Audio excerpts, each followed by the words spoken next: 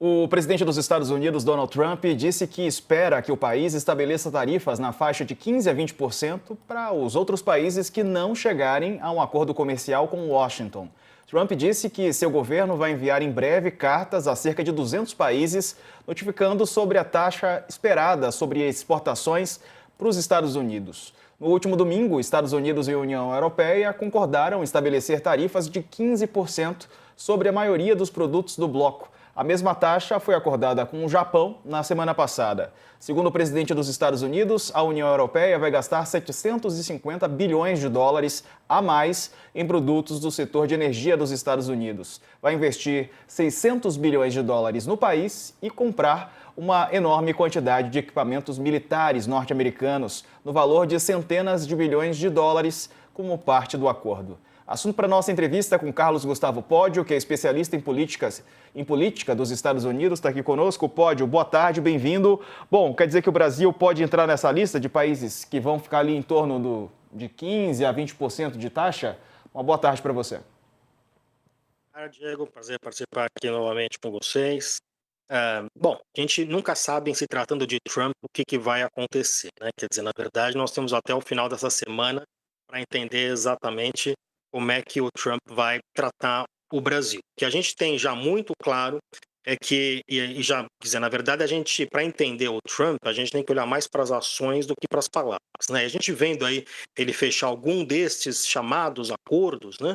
A gente entende que ele determinou uma base, uma tarifa base entre 10% e 15% e dificilmente ele vai descer disso. Só para a gente colocar em contexto, vamos lembrar que os Estados Unidos, assim como grande parte dos países envolvidos, tinha uma tarifa média de cerca de 2%. Né? Antes de 2016 era ainda mais baixo que isso, 1,7%, alguma coisa abaixo de 2%. Então nós estamos indo de uma média de 2% para uma média acima de 10%. Os Estados Unidos, portanto, estão saindo, deixando de ser um país que seria o país liderando o comércio, a abertura do comércio internacional, para se tornar um país relativamente protecionista. Se você pegar a tarifa média, 10% é mais ou menos a tarifa média que o Brasil cobra. É bem verdade que o Brasil tem tarifas muito altas para produtos manufaturados, 35% para carros, automóveis, por exemplo. Mas a média tarifária cobrada pelo Brasil vai se aproximar da média tarifária cobrada pelos Estados Unidos. Então, é uma nova era, não apenas na forma de negociação do Donald Trump, essa história de mandar cartinhas individuais, ou seja, há ou havia antigamente mecanismos para isso, né? Você faz o encontro multilateral, você se reúne com diversos parceiros e discute um grande acordo comercial. Esses acordos que são feitos individualmente, eles podem gerar uma série de problemas, porque hoje nós temos uma cadeia global de suprimentos, né? Veja que se você negocia 15% agora para a União Europeia, mas Canadá e México estão pagando 25%, e Canadá e México estão muito integrados na cadeia produtiva norte-americana, basicamente você está penalizando o produtor norte-americano, que além de tudo está pagando 50% de tarifa em aço e alumínio. Aço e alumínio são componentes importantes para você construir um automóvel, né? Então, essa forma individualizada de se tratar, sem olhar a questão como um todo, neste mundo que é um mundo hoje bastante integrado, ainda não está claro qual, que, quais vão ser os resultados disso, né?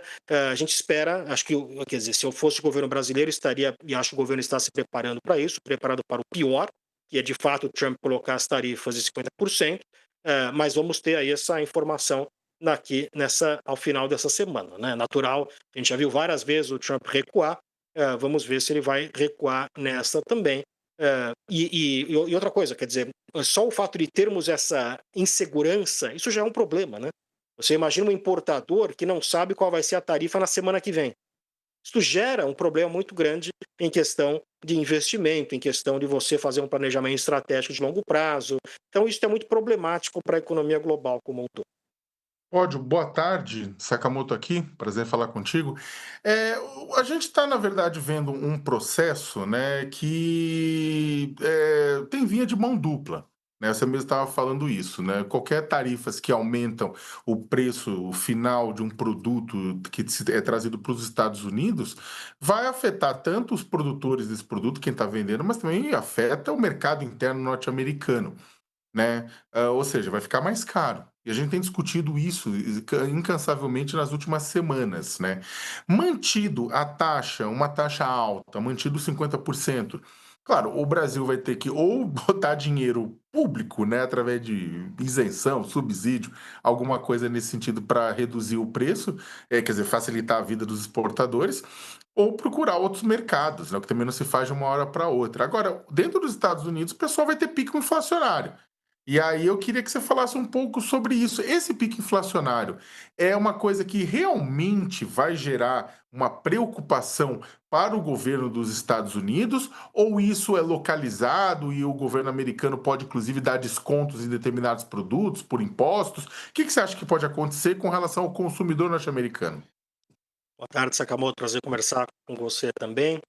De fato, há uma expectativa muito grande, né? Se você utilizar a lógica econômica tradicional, é evidente que você deve esperar um aumento de preços, né? Já tem muita gente falando sobre isso. A questão é o seguinte, né? Sempre que você coloca uma tarifa nesse nível, né? Isto é basicamente um imposto, né?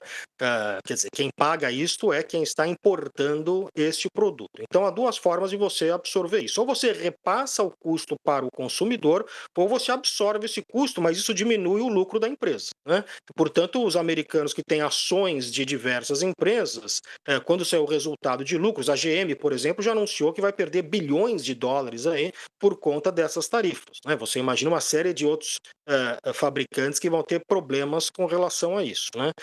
No caso de você colocar tarifas muito altas, né, que inviabilizam o comércio, isso gera um problema ainda pior para empresas que são dependentes da exportação, mas, como você disse também, para aqueles produtos que acabam sendo de fato importados, eles vão ser mais caros para o americano médio. E é a base da cultura americana, a ideia de que você tem que ser capaz de comprar coisas, né, produtos a preços acessíveis. Aqui é muito caro o serviço, né? Muito caro você ter um serviço de saúde ou qualquer outro tipo de serviço de limpeza, mas produto é algo que costuma ser muito acessível para a população, né? Então, até o americano relativamente pobre, ele até tem um automóvel, né? Tem uma televisão.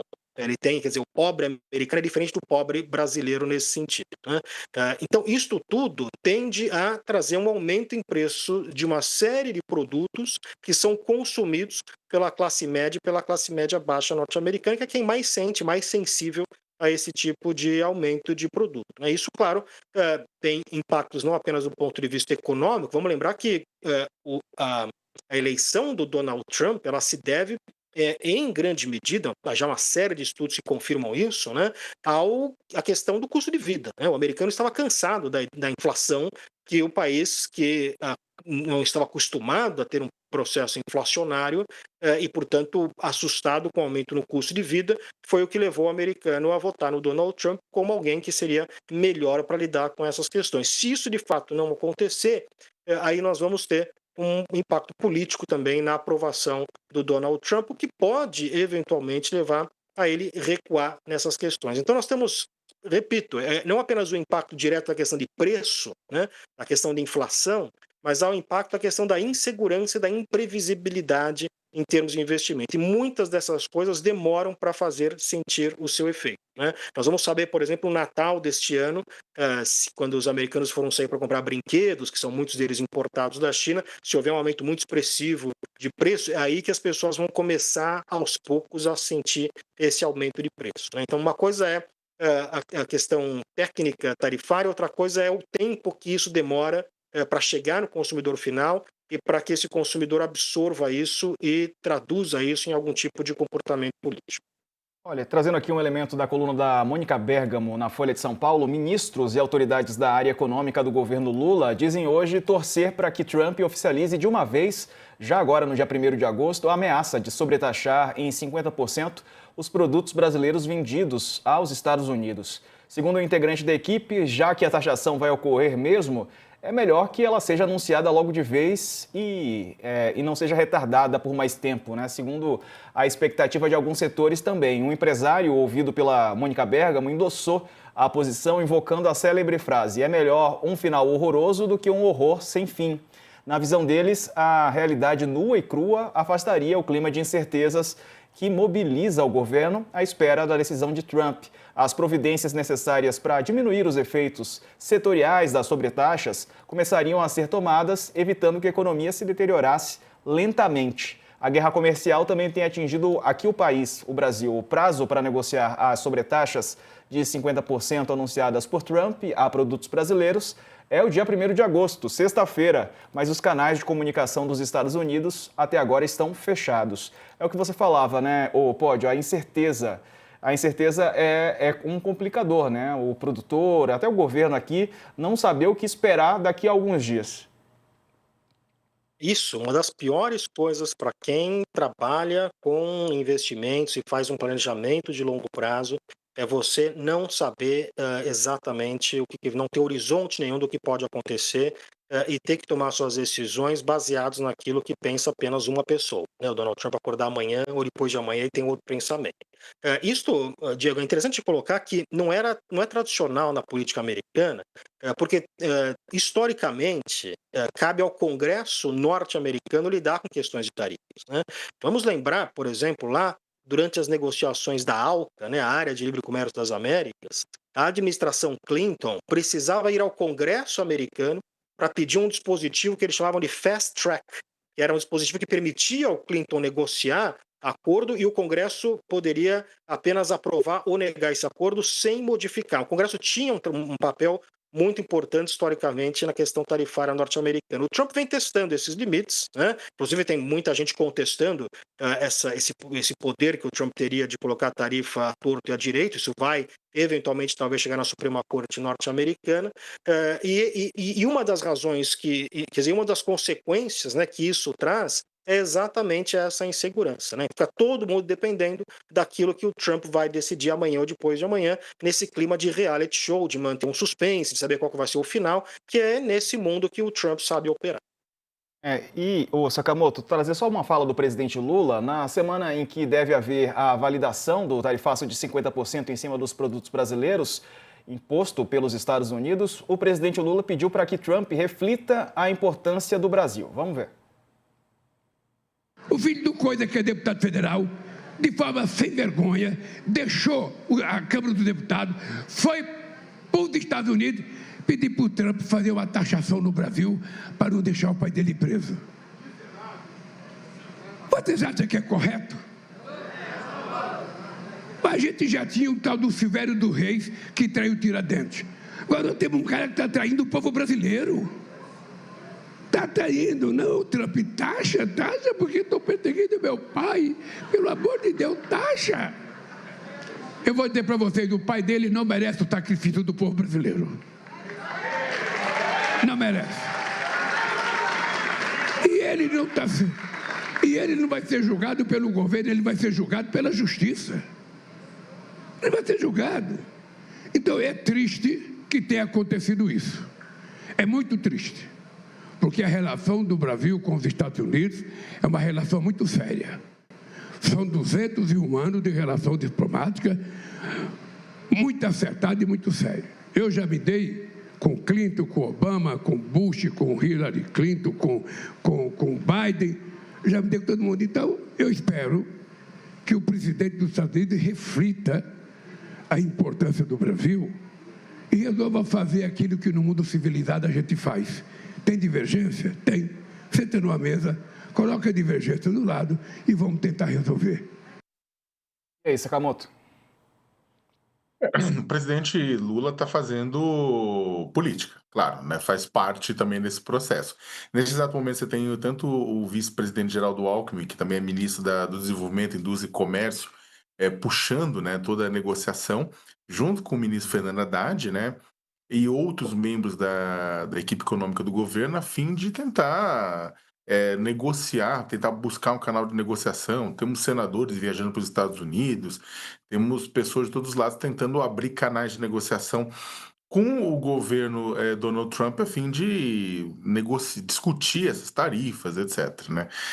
O que acontece é o seguinte, eu acho que é importante fazer esse ponto. Eu já falei aqui várias vezes que o presidente Lula está em campanha, Isso faz parte da campanha, inclusive, o fato de Trump ter movido as tarifas, né, ter imposto o tarifaço, se por um lado traz uma dor de cabeça para o governo, que pode significar mais inflação, pode encarecer o dólar, pode criar mais problema, inclusive para a situação econômica do país, e ele vai buscar a reeleição. Mas, por outro lado, também cria para ele um presente, dá para ele um presente. Afinal de contas, o principal adversário dele, político, Jair Bolsonaro, né? E o grupo que o Bolsonaro faz parte, né, que acaba entrando tudo no mesmo pacote, né, estão relacionados, estão envolvidos com uma conspiração contra o país. Então, isso, na verdade, para o Lula é importante, né? Que, ou seja, traz para ele algo positivo, que é o quê? Fala assim, olha, tem uma traição ocorrendo contra o Brasil, e isso é fato.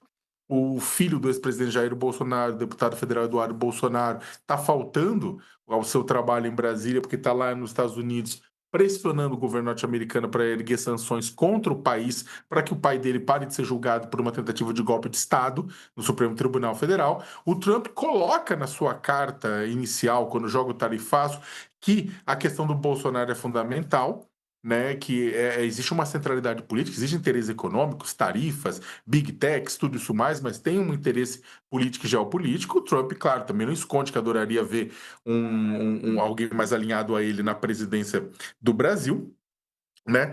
Então, o que acontece é que o Lula tá jogando também. E aí eu acho que tem um ponto que é o seguinte, eu tenho visto muita gente boa, gente legal, né, com a qual eu concordo, né, falando, não, olha, mas o Lula tá fazendo política aqui, né, não pode. Ok. No final de semana você tinha 3 governadores estaduais, o Tarcísio de Freitas por São Paulo, o Ronaldo Caiado por Goiás e o Ratinho Júnior no Paraná fazendo exatamente a mesma coisa, mas do outro lado. Você tinha o quê? Você tinha os três governadores batendo no Lula pela questão do tarifaço, dizendo que o governo brasileiro não tem feito a lição de casa, mas passando um pano feroz para Jair Messias Bolsonaro, né? Eles não colocaram a questão do Bolsonaro com a mesma centralidade que o próprio dono das tarifas colocou. Então ficou colocando, não, o governo Lula não está fazendo isso, não está fazendo aquilo. Eles têm todo o direito, como governadores e como pessoas que ambicionam o Palácio do Planalto, a fazer a crítica ao seu adversário. Então pode criticar o Lula à vontade, ninguém está falando isso. O estranho é a passação de pano para Bolsonaro. No máximo, você teve o Ratinho Júnior falando nesse evento da XP Investimentos, com uma plateia que estava alinhada ideologicamente aos 3 governadores, que é também antipetista, falando o seguinte, olha, o Ratinho Júnior no máximo falou, não, a relação comercial entre o Brasil e os Estados Unidos está acima de Jair Bolsonaro. Não, mas o próprio Trump disse que não está. E os governadores deveriam bater nessa tecla e falar o seguinte, olha, é o seguinte, a gente pode até ser do mesmo campo político, mas a gente discorda do que Eduardo Bolsonaro vem fazendo lá fora, discorda de que haja uma pressão em cima do Brasil usando o Bolsonaro. Não pode, e o STF não pode ceder, e o governo não pode ceder, e o Congresso Nacional não pode ceder para anistia coisa nenhuma. E os governadores não falaram isso. O que acaba me preocupando, e aí eu finalizo com isso, Diego, que me preocupa muito no final das contas. Por quê? Porque a gente está falando de pessoas que ambicionam, como eu falei, o Palácio do Planalto, né? Então dá para confiar, eles querem alcançar a presidência da República, dá para confiar que uma vez lá eles não vão se curvar a uma potência estrangeira quando ela obrigar economicamente o nosso país a seguir a vontade dela? Né? Ou seja, cadê essa parte da discussão sobre a soberania? Cadê essa parte da discussão sobre determinadas coisas? Julgar, eles podem discordar do julgamento do Bolsonaro, mas é uma questão que eles têm que fazer aqui dentro. Eles podem ser a favor da aprovação da anistia, mas isso é uma questão que tem que fazer aqui dentro. Não é admissível uma potência estrangeira se meter nos negócios nacionais, independentemente do que a gente concorda ou deixa de concordar. Mas, optando de olho nos votos bolsonaristas da plateia e da sociedade, eles passaram um paninho. Então é o seguinte, no final das contas existe uma questão, e eu acho importante que se coloque essa questão. Qual que é a importância de preservar o Estado Democrático de Direito, né, para aqueles que almejam a presidência da República? Para uma parcela do mercado financeiro, democracia é irrelevante, né, se eles ganharem algo com isso, né? Mas o mesmo vale para políticos da direita. A gente sabe que democracia não dá voto, defesa da democracia não dá voto. Mas vale lembrar que subserviência para potências estrangeiras também não dá voto. Já vou me despedir do pódio, eu só perguntando, quer complementar, professor? Não, eu acho que o que a gente tem desse cenário, a gente tem visto acontecer em diversos países que o Donald Trump tem ameaçado, é que isso tem sido positivo para a oposição doméstica ao Donald Trump. A gente viu isso claramente acontecer no Canadá, né? O Donald Trump ele ressuscitou o Partido Liberal, que conseguiu se manter no poder depois de ameaçar anexar o Canadá. A gente vê isso acontecer com a Alemanha, vimos isso acontecer com a Austrália, e temos isso agora acontecendo com o Brasil. Isso é um presente político para o Lula, né? Que ele consegue, de alguma forma, explorar, como o Sakamoto estava colocando, isto politicamente para trazer benefícios domésticos para ele. E as pesquisas têm, de fato, confirmado isso. Então, esse é um fenômeno, que o Brasil está passando, que outros países também passaram, que é você tem aí um despertar nacional, né, quando você passa a ser tratado da forma que o Donald Trump tem tratado países que outrora eram considerados aliados. Estou falando aqui de Brasil, Canadá, México, Austrália, todos países que fazem parte aí de um arco de amizade, digamos assim, dos Estados Unidos, e o Donald Trump tem tratado os amigos pior do que os inimigos, né? É pior o tratamento que ele dá ao Canadá, ao México, ao Brasil, do que ele dá à China e à Rússia, por exemplo.